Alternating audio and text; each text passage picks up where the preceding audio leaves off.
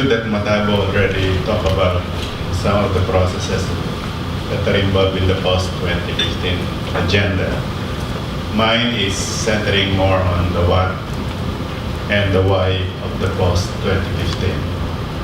And then linking that tying that to social entrepreneurship, social enterprise. So the post-2015 come under different taglines, and one of the most powerful taglines is this one: building the future we want, and it's talking about resilient people and a resilient planet. I will go quickly to the first 5 slides because these are a different way of slicing the same cake. The post-2015 agenda is talking about the global partnership for eradicating, not just reducing, but eradicating and transforming poverty and transforming economies through sustainable development, which apparently has not been happening in the last, since the sustainable development came into the language of development. So it's talking about this, what I would call a Leninist future. I'm a Leninist, by the way. And I like to see that word, a future without poverty, more equality, everyone. The world, all the world shared by everyone. And a world of more equality without war. And then more caring for nature. And there is more stability rather than variability of the climate system. And then that agenda can only happen if these 5 things happen. That aspiration of the future we want to build. And this is in the language of the UN, in the document itself. It says that one leave no one behind. This, by the way, becoming a buzzword in Philippine development, blah blah. Number 2, put sustainable development at the core. Transform economies for jobs and inclusive growth. Build peace and effective, open and accountable institutions for all, which talk about governance, which is becoming a very important issue in regard to how to deliver on sustainable development. And then this stubborn issue of all hands on board to deliver sustainable development. That global partnership that's more characteristic of conflict and failed negotiations rather than real cooperation. Now, the goals so far that have been agreed to in the process that Matabo talked about, the open working group process, yielded 17 of such goals. The easy way of classifying this is use sustainable development pillars as the categories. And when we talk sustainable development, we're talking social, economic, and environmental. Now, these are not discrete goals as far as those categories are concerned, but you can roughly say that 1 to 8 are social deficits that are being addressed by 8 goals. Although they interpenetrate with other goals, you could see that starting from goal 9, 10, and then 11, 12, all those 4 goals are in economic field. And then the rest up to, no, this would still be subdivided into not just environmental, but then you have goal 16 having to do with governance, justice, accountability, and inclusion. And then the last has to do with what we call the MOI, or means of implementation. So that's broadly the 17 goals are talking about social deficits, addressing social deficits in poverty, hunger, health, education, equality, women empowerment, HIV/AIDS, all that kind of stuff. And then the economics has to do with failing economies and how this could be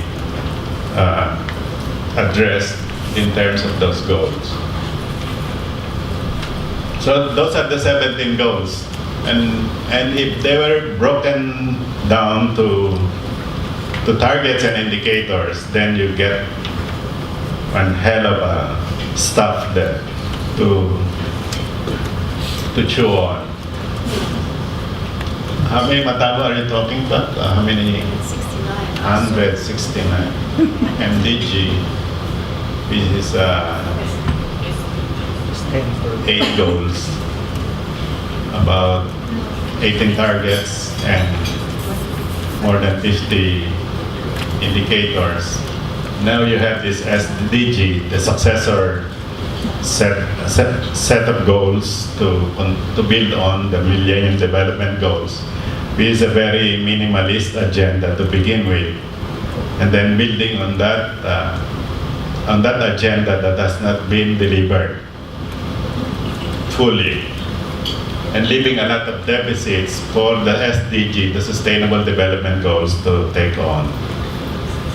So that's your 17 goals. Any man or woman or child, girl child, boy child on this planet can find his or her location in the 17 goals.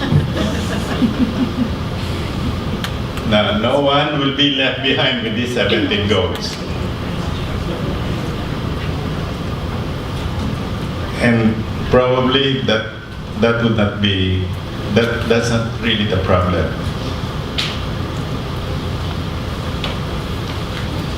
The key for me is asking the question, why? Why on earth are we still talking about global poverty and rising inequality, when that was a dream already of more than 20 years ago? Remember in Rio in 1992, when sustainable development became the main tagline, the mother of all taglines as far as development is concerned. At that time, we were talking about the so-called silent emergencies of global poverty and global hunger and global inequality. And then the loud emergencies of global warming and ozone depletion, the so-called hole in the sky, to say nothing about the decline in biodiversity. So we were dreaming about the future, but what we are seeing today is not the future that we dreamed of 20 years ago, 22 years ago. Not the dream that we were trying to build since 42 years back in Stockholm. This is the time when I first come across that concept of limits to growth, and when for the first time environment entered the development map. If you look at 1992, I would say that 1992, the global situation was bad enough. With 5 billion people, 1 of 5, or more than 1 of 5, considered poor, and then there was already high inequality at that time. But then there is a good environment at that time, which is the end of the Cold War. So we were expecting more peace on Earth. And then the problem of global warming and ozone depletion and the loss of biodiversity, these were the problems that were pretty much in the agenda at that time. That was answered by sustainable development. Now look at that, 22 years down the road. The question that's being asked is, are we better off now, or are we in a worse situation than we were compared to what the situation was back then? So we are now 7 billion people, and more than 2.2 billion considered poor or near poor. Why the rich-poor divide? Then you're not just talking about national jobs crisis and employment problems at the national level, but in country after country, and now we're talking global jobs crisis. In the last study that was churned out by the World Bank, they were talking about global crisis, jobs crisis. And then more wars and conflict, because after 1992 you had the invasion of Iraq, and then Middle East started burning again. And then you had the 9/11 billion in greenhouse gas emission concentration. Now in 2014, the concentration of greenhouse gas has already passed the threshold of 400 parts per million. So it's rising. So this is leading to increasing climate instability and more disasters, the kind of which we have been seeing in the Philippines, because we happen to be unlucky enough, at least geophysically, to be right on the path of the typhoon highway. So again, the UN system, especially the poorest members of the family, are looking at this very important phenomenon in the global development, and that is rising inequality. While the economy is growing, you could say that there's more than enough to feed, to clothe, to shelter, to educate, to provide universal health care, to provide the means for enjoyment, entertainment for every man, woman, child on this planet, and those yet to be born. And yet we are having this kind of problem. So if you are talking about what is the size of the world economy now, it's about 70 trillion. Now, the gap between the richest and the poorest is rising.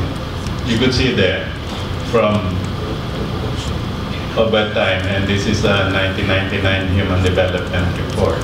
So you could see that it's increasing, that gap, rich-poor gap divide. In 1960, you were talking about the richest 20%. Now, in 1995, this grew to 82 times. Now we were talking 1%.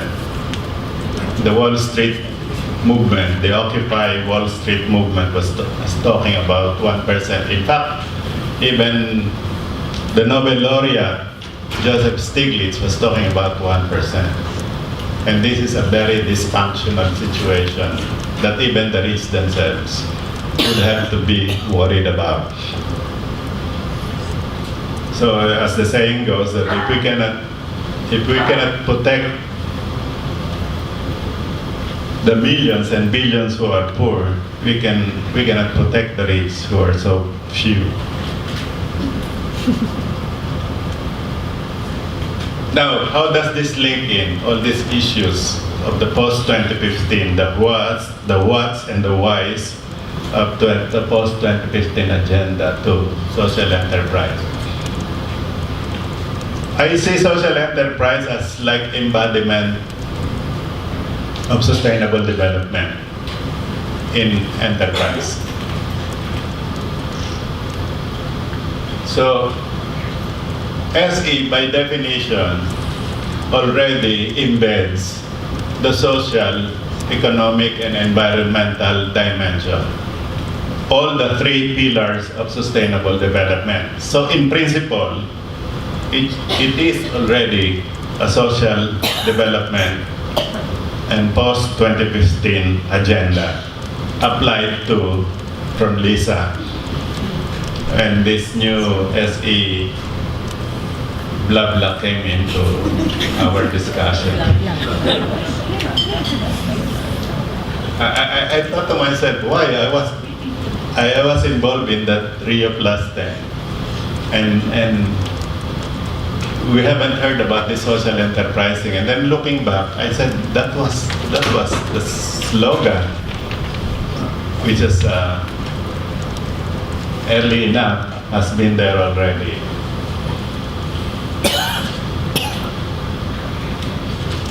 So I would consider SE as a post-2015 agenda of equality for these reasons. Because SE talks about making money, caring for people, and at least neutral ecological footprint if it doesn't have the environment more positively. We know that markets are not the place to resolve inequality or pollution.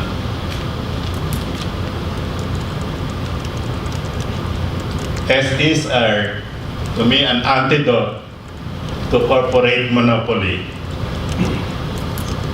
that discounts precisely labor and nature.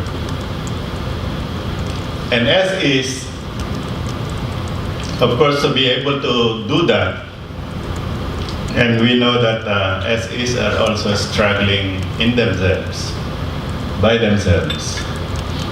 SEs need government support to have a fighting chance. And they should come in the form of policy, budget, and institutions. Look at this example of the Philippines. I use the Philippine example just to boost the idea that SE can be a post-2015 agenda of economic democracy.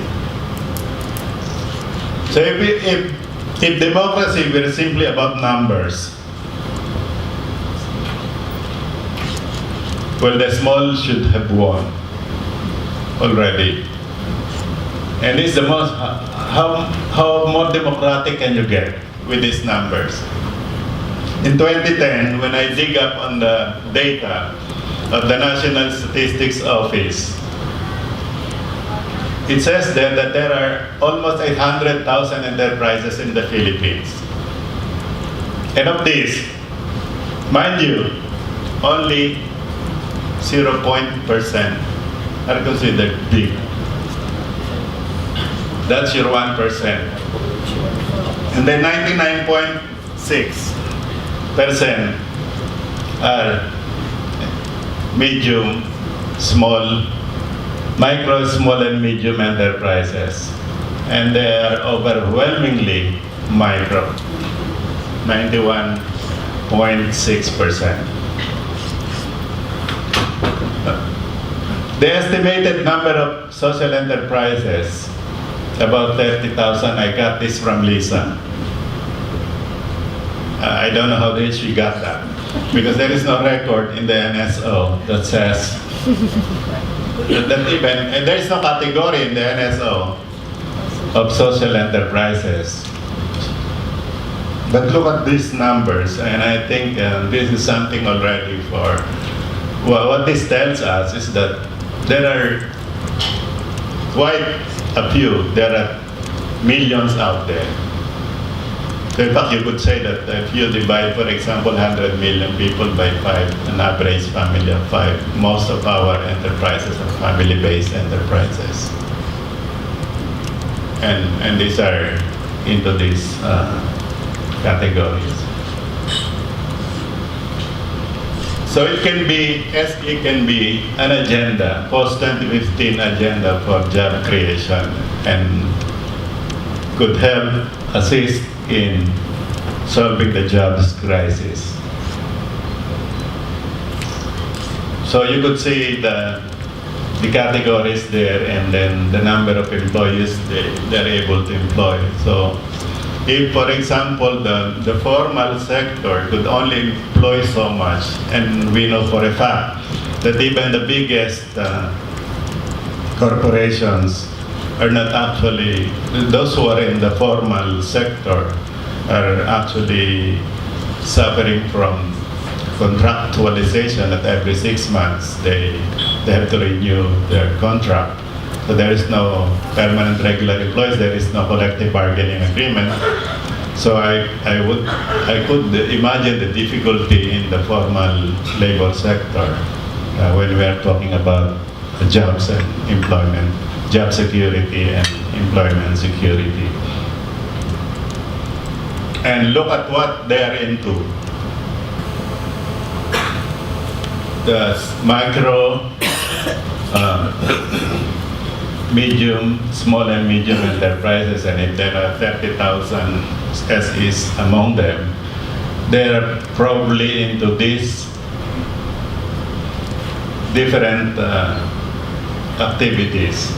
Although the trading and the services still occupy almost half of that. That means we are really not producing. I was hearing something about a producers company in India. The Philippines is not a country of producers. We are a country of consumers. In fact, we don't need to produce anything. We simply consume, and our economy will get going. You know why? Oye, in the previous panel, Dr. Oye just told us, my record for remittances is about 25, officially, 24, 25 to 28, 20 billion US. My 25 billion US. That would include already the one that doesn't pass through. That is only the official. The official.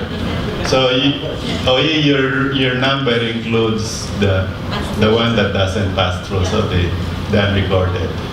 Could you imagine a windfall of 32? We can simply sit on our assets, and I will have money to buy everything that is produced elsewhere in China, wherever. And the Philippine economy will get going. The Philippine government need not budget on agriculture, need not budget on industrialization. We simply consume, and get involved into trading and services. And that's, and probably will get by as an economy.